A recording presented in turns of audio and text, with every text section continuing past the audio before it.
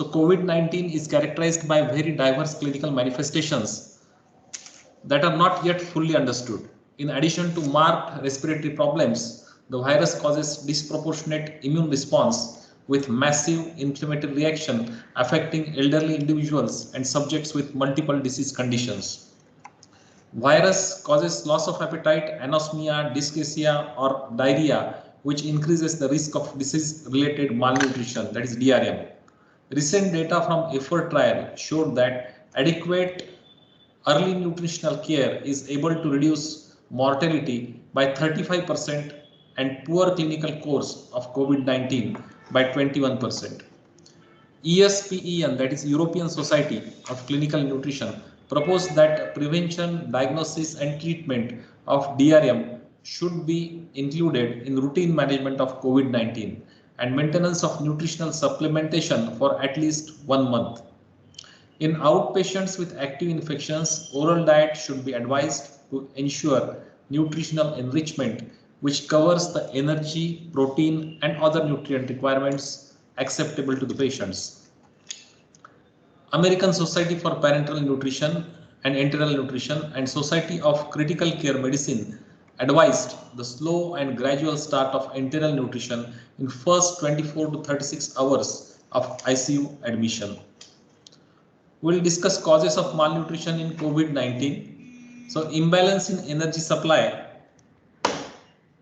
and demand for body due to increased energy consumption and increased energy demand. It can be due to fever, increased work of respiratory muscles, mechanical ventilation. The causes due to metabolic changes such as impaired glucose utilization, increased fat breakdown, negative nitrogen balance due to increased protein breakdown in the body. Again, insufficient intake and malabsorption of nutrients due to insufficient appetite, dyspnea, mechanical ventilation, diarrhea, nausea, vomiting caused by the drug treatment, and enteral nutritional intolerance to malabsorption and increased loss of nutrition.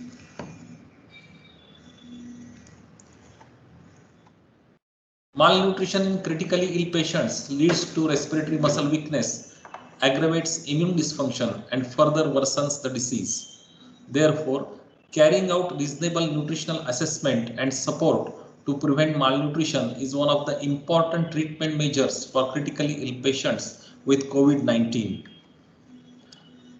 We'll discuss biochemical changes in critically ill patients of COVID-19 now. So body is in high catabolic state due to release of various stress-related hormones and pro-inflammatory cytokines and insufficient oxygen supply.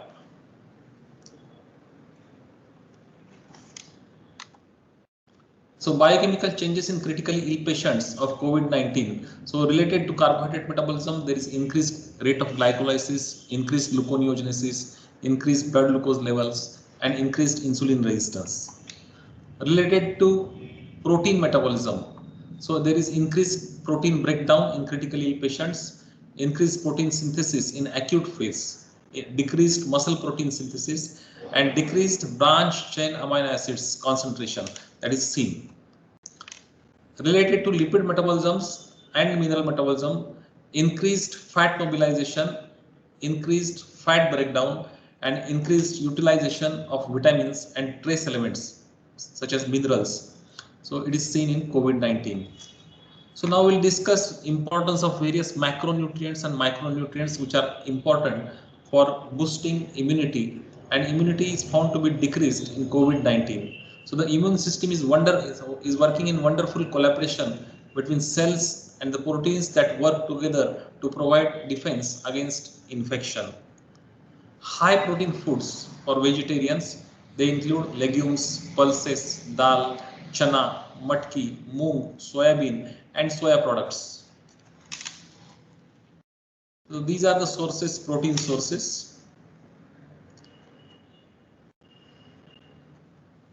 Lentils and pulses serving size, that is 30 grams of serving size, it will provide 6 grams of protein per serving. High protein foods for non-vegetarians include poultry, fish, chicken, eggs. So 100 grams of chicken serving, it provides 20 grams of protein per serving, and for 60 grams of egg serving, it provides 6.5 grams of proteins. Now we'll see role of various macronutrients which are acting as immune boosters. So role of carbohydrates in COVID-19. So complex carbohydrates that are very important. They are present in various vegetables, fruits. They are present in fibers. So cellulose, hemicellulose, pectin, mucilages, they are called complex carbohydrates. They comprise of whole cereals, starchy vegetables, whole grains, fresh fruits and vegetables. So it is recommended to include food items such as whole grain wheat flour, corn, brown rice, jowar, bajra, ragi, fresh fruits and vegetables in the diet of COVID-19 patients.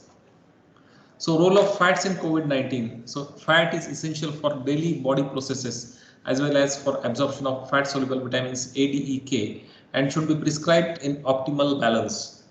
So fat should comprise of not more than 20 to 30% of total caloric intake per day.